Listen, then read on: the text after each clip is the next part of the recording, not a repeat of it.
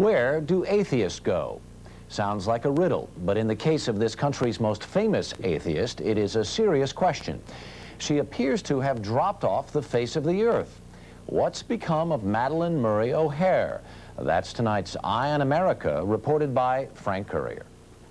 Jesus Christ is one of the most despicable, hate-ridden, vulgar persons in the world. There is absolutely no doubt that atheism will win hands down. For the past 3 decades, Madalyn Murray O'Hair has been the most outspoken voice of atheism in America. God is make-believe. But more than 100 days ago, she mysteriously disappeared.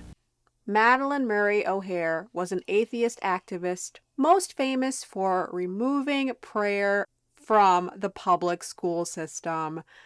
Now, secular media likes to paint her as some civil rights hero, like she's the Martin Luther King of atheists. But in reality, from a Christian perspective, she was a really bad dude. When her son, William J. Murray, professed a faith in Christ as he got older, she said, and I quote, "I repudiate him entirely and completely, for now and all times. He is beyond human forgiveness." So yeah, not a very nice lady. Unfortunately, before her and her son could reconcile, she fell into the hands of some pretty evil people. But before we get to that, I want you to understand who Madalyn was as a person.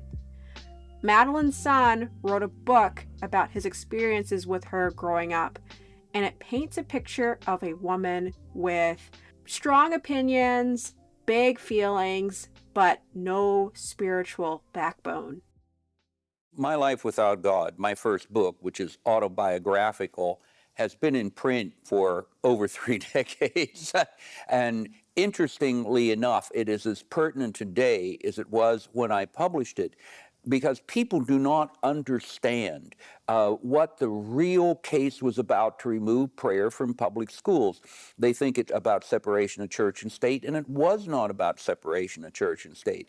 There were many other issues, but particularly for my mother, who filed the lawsuit, the issue was a hatred for God and a hatred for capitalism. She was a utopianist. She was involved in magic thought when it came to economic matters and religious matters, and she thought that a human condition could be created on earth, a utopian condition where the most intelligent, namely her and her friends, could devise a system that would equal God's system in heaven, and that there was no need for God, there was no need for capital, there was no need for any kind of competition, that all the needs could be supplied. So her actual original reason for bringing this lawsuit was to get God out of the picture, because she thought that the church was one of the 3-legged pillars that supported capitalism, and that by eliminating, getting prayer out of schools, getting God out of the public, that would eliminate the capitalist system and help to bring the proletariat dictatorship. She was basically an avowed Marxist, a utopianist, and this is why I understand that issue so well, having been brought up in that type of an environment. Trying to push God out the way so that you can usher in this man-made totalitarian government is wild. But these are the kinds of delusions that people are given over to when they attempt to replace the actual true God with a God of their own design. Now, the whole reason why Madalyn gravitated towards Marxism in the first place is because she was in a toxic home environment. It was toxic partially because of her, but nonetheless, she was desperate for this political system to be the savior for her and her family. This issue, back in 1963, I believe it was, that Madalyn Murray O'Hair won the landmark lawsuit filed on behalf of you, effectively banning prayer in the public schools. Yes, that's right. And how that came about is not a short story, Vic. The reality is that the march toward that began before 1960 in an extremely dysfunctional, violent home. I met my father one time. I think when I was about 6 or 8 years old. My little brother never met his father. There was violence in our home, alcohol in our home, dishes flying through the air. My mother could not hold down a job. She was just incapable of it because of her volatile personality. My mother was a single mother when things like that didn't happen. And I grew up in a dysfunctional family when there weren't very many dysfunctional families. During my research on Madalyn Murray, I realized how much the media has tried to whitewash this woman's history. Apparently, Netflix even made a movie about her, and she appears to be very thin and beautiful, and I assume they made her be a very kind sort of character. It's really unfortunate that mostly it's these small Christian outlets that are willing to acknowledge what Madalyn's son went through. Madalyn O'Hair was a deeply disturbed individual. She was really smart, but she was also the height of condescension. You can watch literally any interview of this woman and see that she was a very unpleasant individual. I don't care what you think the Lord did for you at all. That's immaterial, because the only thing that you're using this for is for some sort of a healing of a sickness. What do you use in your way of life for, Madalyn? What do you use in your way? Do you mind if I call you Madalyn? You think I should say Miss O'Hair? No, Okay. I don't. Just I call was me named Bob. after Mary Magdalene, you know. Yeah, that's a good name. She found the Lord. I'm hoping you will, I too. wish she had found the Lord. You know, if she had really found the Lord and they had had a violent love affair, he might have been a little bit more human being. I think he was fully human. He was more human than any person that ever lived, and he was more God than any person that ever lived. You know, he didn't even exist. Well, anyway, why are you hallucinating I don't like know this? he didn't exist. I know he did, because the greatest evidence that I have is not through history, it's through a personal experience I've had with him. Yeah, you see, you've been on some sort of an LSD trip. Yes, you weren't I selling tell you, insurance, you were LSD, buying something that The Lord night. saved the damned, and I was damned till the Lord saved me, so I'm glad I'm hooked. Boy, I fell for that. I got so caught up the other night, I passed a flying nun going home, and that's enjoying my trip, you know. Because I told someone the other day, if there's no heaven to go to, hell to miss, if just being right with the Lord does nothing, we get rid of a guilty conscience. That makes it living. Well, what do you got a guilty conscience for? There's no human being that really needs it. What do you think of sin? Do you believe in sin? I don't even know what you're talking about. I Would never sinned in my adultery be life. considered sin? Of course not. Adultery is fun. It is? Sure. It is Sex until you is get fun. caught? Well, no. Now, that depends entirely on the circumstances. How about again. the laws of God? Do you base any of your wrongs on the fact that the Ten Commandments are there? What Ten Commandments? You know, there are a couple of them. Yeah, well, that's true. Which ones are you going to take? I've just taken them all. Well, pick out any one of Like the Ten thou Commandments. shalt not commit adultery. Well, now, wasn't that... Have you ever committed adultery? No, I haven't, unfortunately. I'm very unhappy about that, because I You're understand looking for that it's a little bit... prospects? Yeah, it's you a little come bit to Bourbon exciting. Street, I can fix you up. I don't know why she denied being an adulterer. It's possible that she was just ashamed of that part of her life, but she cheated on her husband with a married Catholic man who refused to divorce his wife because of his faith. Her son believes this might be part of the reason why Madalyn had issues with the Catholic Church. And shockingly, even though this guy completely rejected Madalyn, she took her last name from this man. It was definitely a very messy situation, but even in that mess, God extended his grace towards Madalyn through her husband. Her first husband was actually willing to take her back and raise her son, but she refused, and William grew up in a very volatile home with no fatherly protection and a mother with an irrational rage against a person that she claimed didn't exist. When Madalyn was pregnant with William in 1946, she used a lightning storm to attempt to disprove God's existence. She went outside and screamed into the heavens for God to kill her. And when he didn't, she ran back into the house and basically told her dad, aha, God's not real. He didn't kill me. It takes a crazy amount of hatred and derangement to even do something like this. And it didn't prove that God didn't exist. It just proved that he is patient and merciful, something which seemed unthinkable to Madalyn. I happen to believe, from my own experience and point of view, the Judeo-Christian God is so desperately needed. These people who call themselves Christians are identified with the faith. We're not truly representing what he had revealed in Jesus Christ. They represented it exactly. They represented Jesus Christ in spades. The intolerance, the hatred, the schisms, everything down the line. This man never talked once about the love of a woman. He never talked once about beauty. He never talked once about the reasoning capacity of man and man's ultimate concern with those things that are necessary to an orderly and a just life. He never once used the word justice. He never once used the word harmony. This man was horrendous, really, a despicable person, and no one should hold him up to be anything to anybody. I don't know what gospel you've been reading. Must be very different from the one I've been reading. I find it really ironic that this lady accused Jesus of being unjust when literally she subjected her own family to unimaginable cruelty. It just goes to show that humans can be completely delusional about our own righteousness.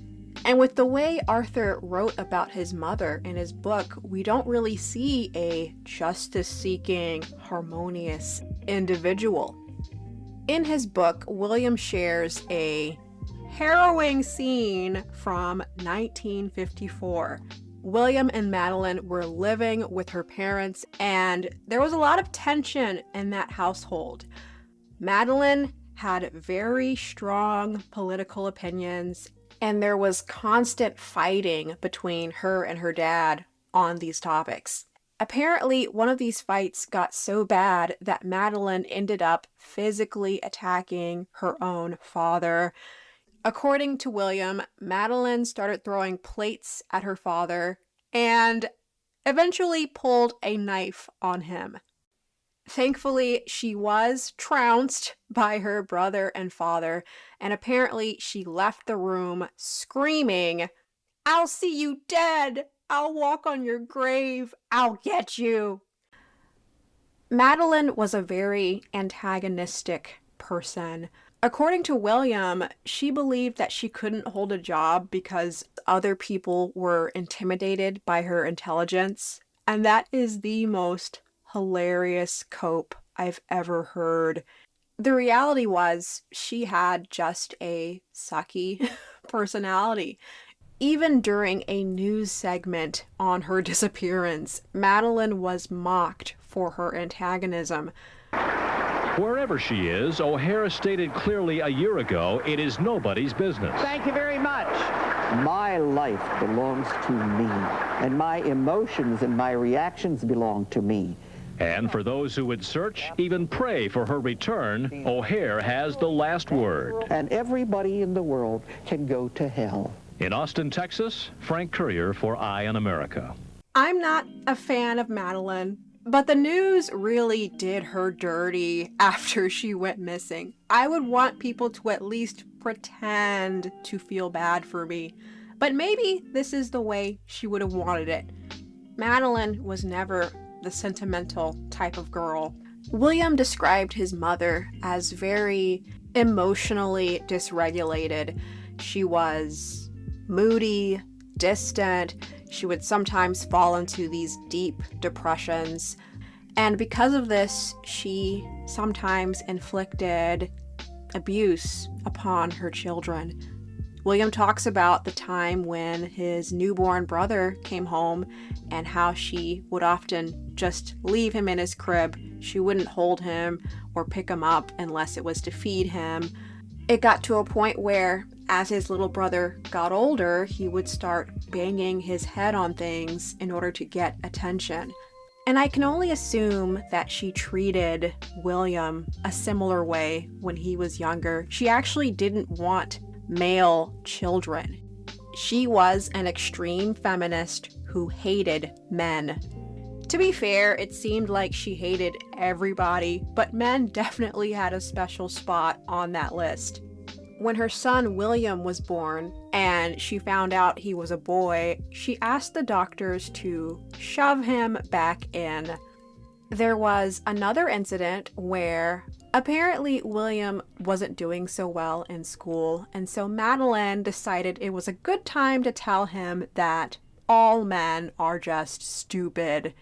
And when his grandfather overheard this and tried to step in, she screamed at him and threatened to kill him.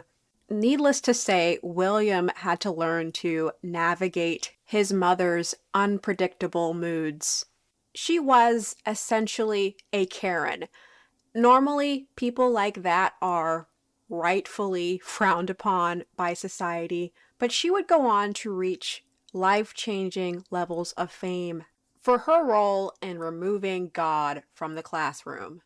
We arrived back in the United States in late September. School had started. I'd missed 17 days of school, and my mother had to re-enroll me, and it was in the process of re-enrolling me at Woodburn Junior High School. She discovered the Pledge of Allegiance and the prayer and the Bible reading in the schools, and she was livid. Well, first of all, she took me out of school, and it was supposed to be a strike. Then she wrote a letter to the Baltimore Sun newspaper. Anybody that wants to find out what my mother was really about and what the school prayer case was about really just needs to read her letter to the editor in the Baltimore Sun newspaper and then her interview. The story was carried all over the United States of this woman who wanted prayer out of schools. Everybody in the country that hated the country and hated God started to send her money. We used to literally get sacks of mail at our house, and they'd just be addressed to the Atheist, Baltimore, Maryland. We started to get, there were $100 bills in these things. There were checks in them made out to her. And she had been poverty-stricken and unable to hold down a job because of her views most of her life. She had a personality that would conflict with anybody. And when she was hired for, the only job she had for a full year was with the federal government. Her entire life. So the ACLU came to her and said, well, we'll file this lawsuit, sign here. We get to use your name, your image, your son's name. We file a lawsuit. We get to keep all the money. Now, my mother might have been a Marxist, but she wasn't dumb. And she said, well, I've got a better idea. I'll file the lawsuit and I'll keep the money. And wow. That basically is how the lawsuit began.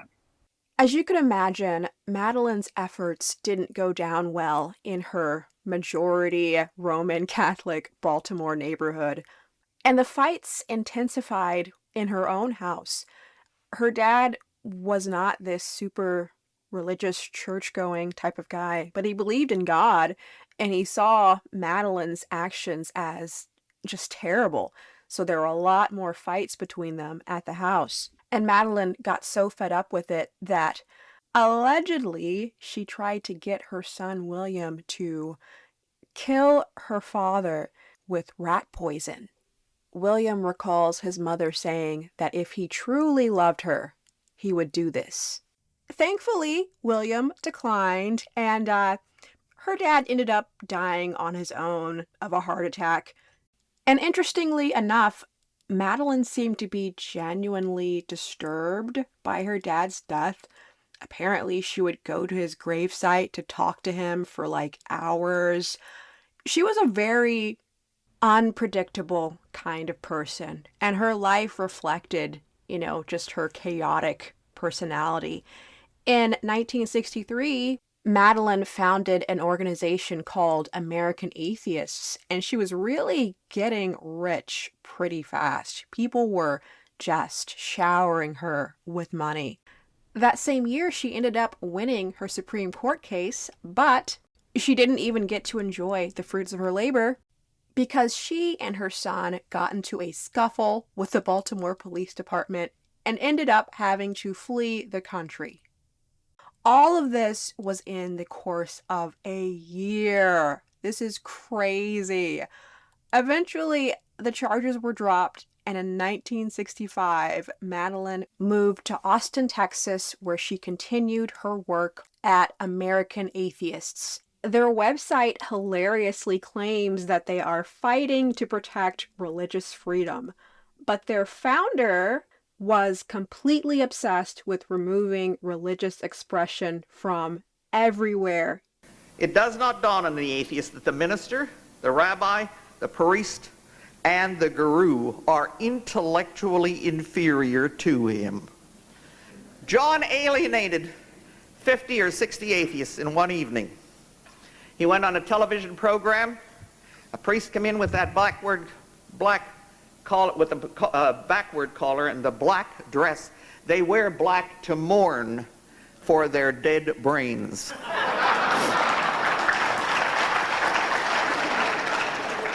This priest comes up to glad hand Garth, holds out his hand, and Garth says to them, "You are an enemy of humankind.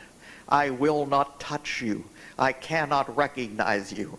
I will not shake hands with you." Wham! 60 atheist members walk out because we haven't been kind, love-filled, considerate, and understanding. The picture in our nation is grim. We cannot let our future remain largely in the hands of religious majority, or we cannot permit it to remain to be changed by chance, accident, or a situation. We need careful, thoughtful, and intelligent planning. We must make it possible for atheists to await ultimate intellectual emancipation. This is not an effort toward cooperation with religion or incorporation into the religious group, but rather for its complete overthrow and elimination from our culture. Madalyn Murray made an enemy not just out of the idea of God or religion. She actually genuinely hated and looked down on religious people. And she saw Christians in particular as a people to be conquered. Much of her life and money was spent trying to scrub God from the public eye. When you go to her Wikipedia page, there is just a list of petty lawsuits that she initiated. She tried to get the word God off the coins. She tried to remove the nativity scene from the Austin Capitol building. Apparently, she got mad when Apollo 8 was reading the Bible during a space flight, so she tried to stop that. She even advocated to remove Christmas festivities from public school. I am not for compulsory Christmas programs, and we don't have to celebrate only Christmas programs. All religions ought to be allowed to celebrate their programs. No religions. Look, no religions. So let me have mine for a minute, and then you can talk, okay? Don't tell me the rules of the game, sir. I'll interrupt if you make an invalid point. Somebody ought to, because you obviously don't know them. The point is, I don't want to force... You know, invective will get you no place. Go to the subject. The point, I'm trying to, but when you're talking... Go to the subject.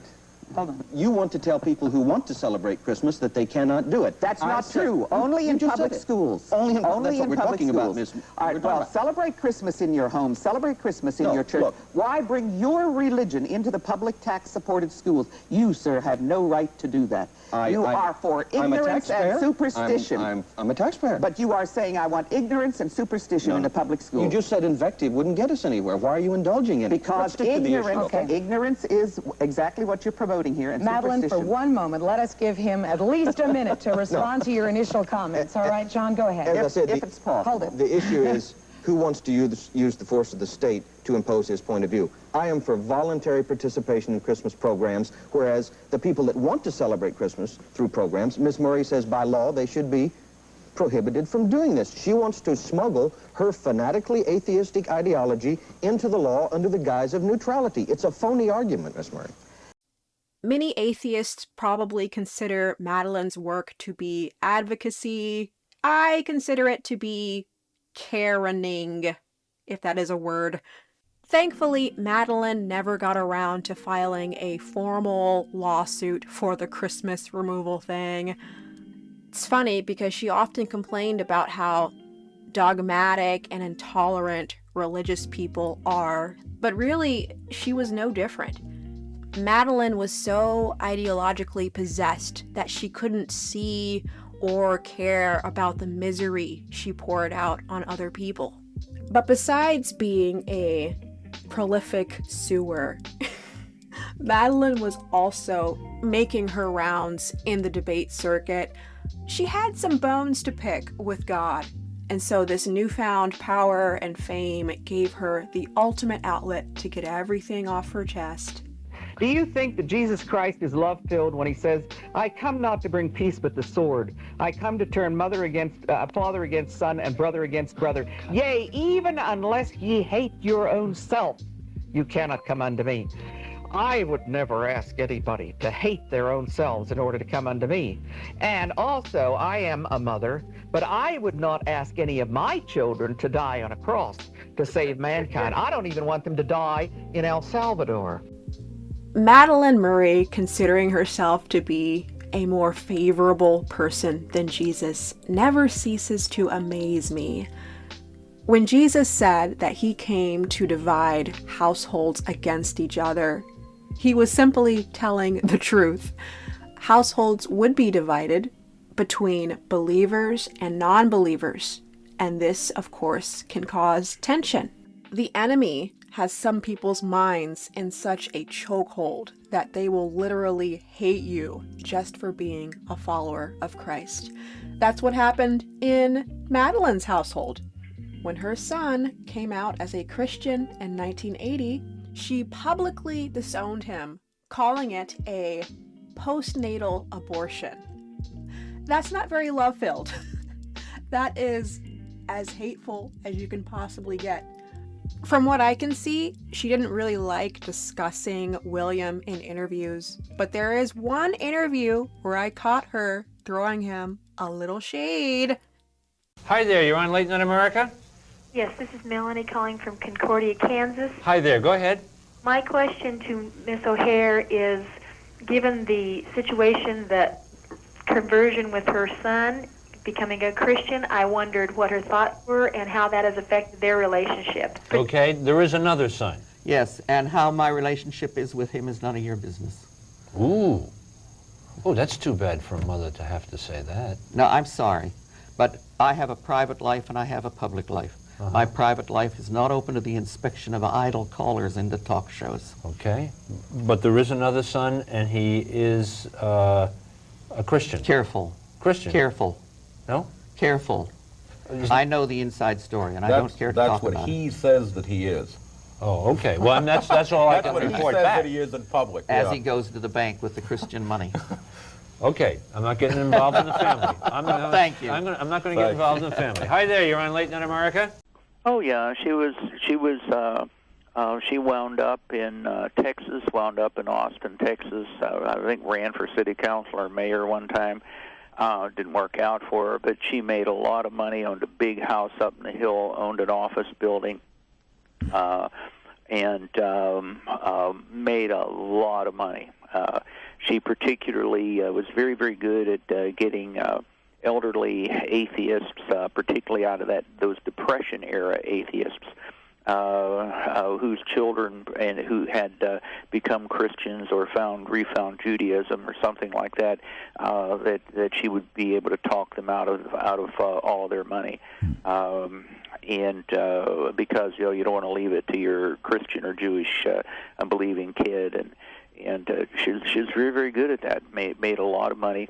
Her organization itself was never very much. She claimed hundreds of thousands of followers, but I know for a fact that the biggest mailing she ever did from down there was of newsletters was like 3,500. And people say, oh, how could she make all that money with only having a few thousand people on her mailing list? Well, brother, I'll tell you what, you show me a 3,000 member church and I'll show you one powerful, rich church. Madalyn Murray was rich, successful, and crazy charismatic, especially if she was able to convince atheists to tithe. But she was on a really dark path. She spent so much of her life hurting people, screwing people over, and while she may not have believed in sin, God definitely does, and he is keeping a record of everything. Through his faith in Christ, William was eventually able to love his mother and forgive his mother. But human forgiveness can only go so far. Before we leave this world, we need Jesus's forgiveness. Madalyn often claimed that Jesus was just this terrible person who wanted to throw everyone into hell. But the Bible says that God desires all men to be saved and to come to the knowledge of the truth. Unfortunately, not everyone is going to be receptive to that truth. Yes. I'd like to ask Reverend Harrington what he thinks, or have him define or describe heaven and hell to us. Well, to define heaven, I don't have the vernacular to describe it. It's just a place prepared by the Lord, and I believe if he prepared it, it'd be a good spot to go. I can talk about the streets of gold and the gates of pearl, but that sounds kind of vague down here in this sin-sick society. But to Do you believe there are streets of pearls? Oh, I believe, no, streets of gold and gates of pearl. And he's the architect, and I'm sure it'd be a pretty good place to spend an eternity. What's it going to be like up there as far as our human relations with each other? I think we'll recognize one another. The Bible teaches recognition in heaven. The Bible teaches we'll know him, we'll know others, and it'll be a holy celestial state to be in forever. I'm looking forward to it, and I want Madalyn to go so bad, because where she's going is going to be a lake of fire, going to be weeping and wailing and gnashing of teeth. She's talking about crowded out there in the atheist church. What about those people that don't have any teeth anymore? Oh, they just gnash their gums, I'm sure. I'm sure if the Lord wants them to have a set, he can put in a group. Don't you believe we make our heaven and hell right here on earth? Oh, sure. Now, this is results of sin, of righteousness in our lives. It's a result of what we sow and why we sow it. You know, you go on all the time about sin. What's sin, too? Sin is missing the mark, the transgression of the law, and you should be an authority on sin. When you say transgression of the law and missing the mark, you're still not defining Like the reason your first marriage didn't work, it was because of sin. And the reason you have trouble in your second marriage is because of sin. No, this is because we're both individuals and we like to scrap. You and your wife never had a fight in your life. That's a different question. Oh, yeah, that's not sin. Oh, it is sin, If my too. husband and I fight, that's sin. If your husband, But if it's your wife Jesus and your that fight... kept us together. Oh, Lord. Thank the Lord for Jesus. Did you say, oh, Amen. Lord, Madalyn? Yeah, she's No, got I That's great. I find Madalyn's life so fascinating because you can see God's love for her in real time. He let her have, this nice, comfortable life. He let her rage against him. He let her have a very long, long, long life. And he sent so many messengers her way. He never gave up on talking to her, ever. Ultimately, we don't know if Madalyn ever changed her mind, but we do know that her last moments were terrifying. Madalyn Murray O'Hair is missing. Now, for many of you, that may not mean much, but ask anyone who was around during the 60s and 70s. She had the dubious distinction of being known as America's most outspoken atheist. Whatever happened to her? Good question. Here's NBC's Bob Fall.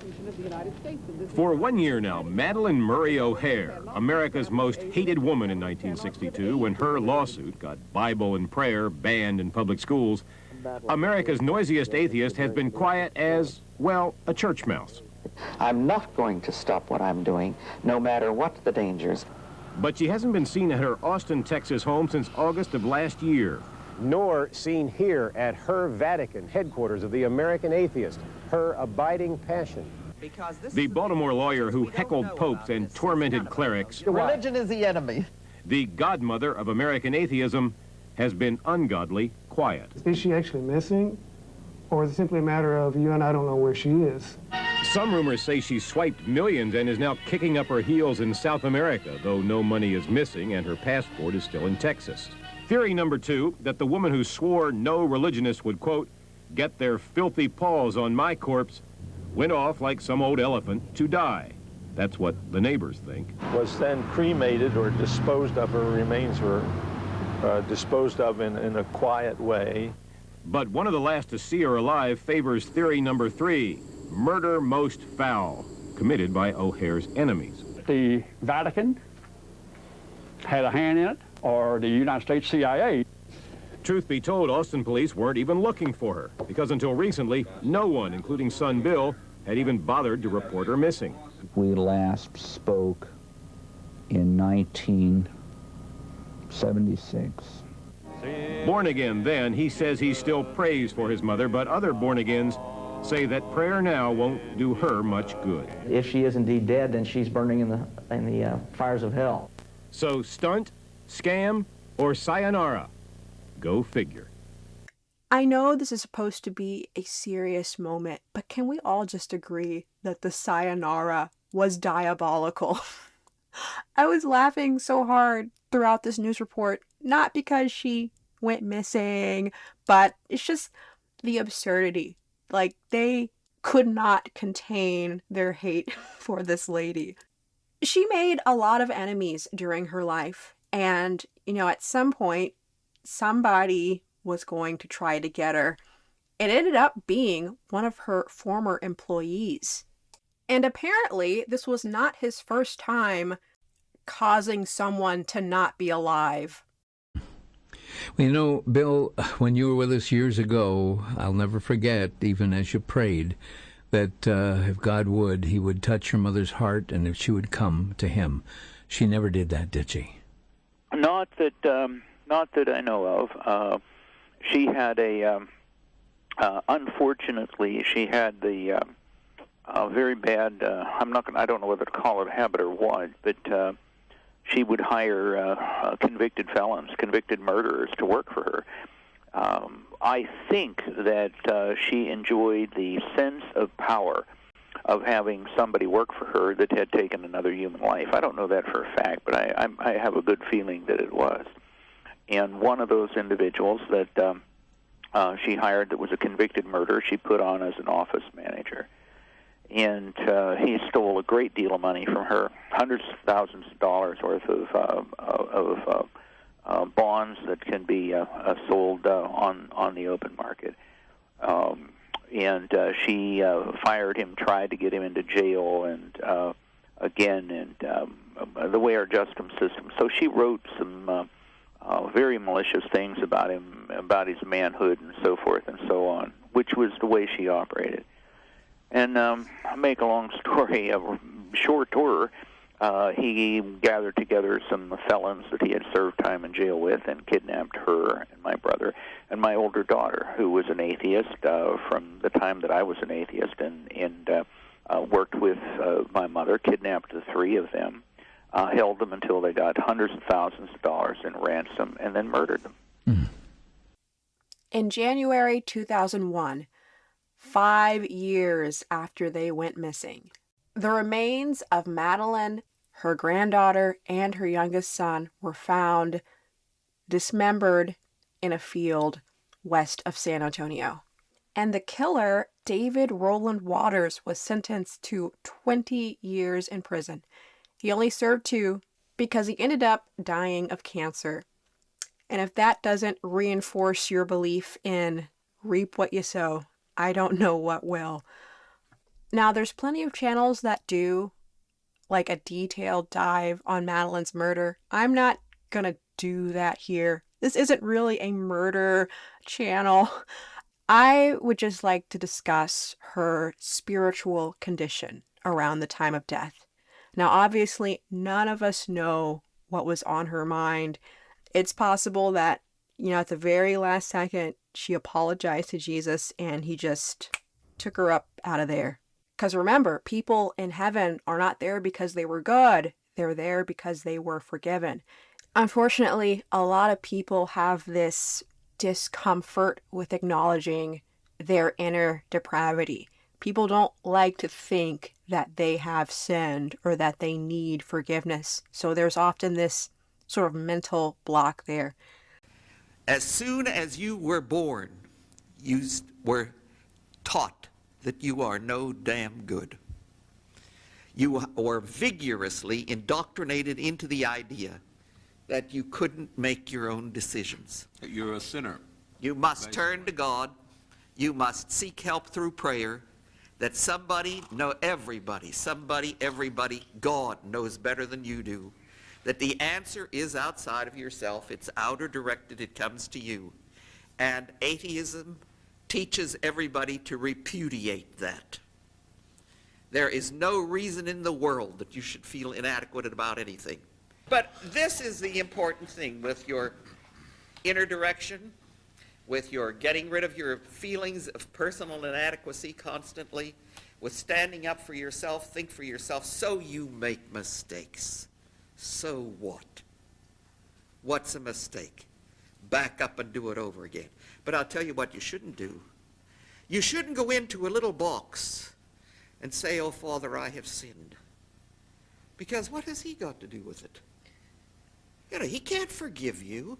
If you've sinned, quote, if you've made a mistake, we say, go to the person that you made the mistake with and say, "Hey, mea culpa. You know, I screwed this thing up pretty good. And let's straighten it out again. And let's get started all over again and go from the beginning." And that's the only way to be a mature, thinking adult who is outreaching, understanding, and capable of mastering their own lives. Madalyn could talk a good game about how to be this nice, harmonious person, but all the while she caused torment in the lives of the people closest to her. The Bible tells us that the heart is deceitful above all things.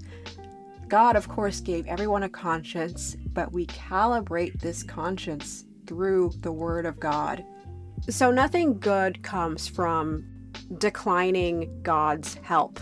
Madalyn liked to think that people could just find the answers within themselves, but that didn't seem to work out too well in her own life. William shared what it was like to grow up with a mom who slapped him, cursed him out, exposed him to sexual content at an early age.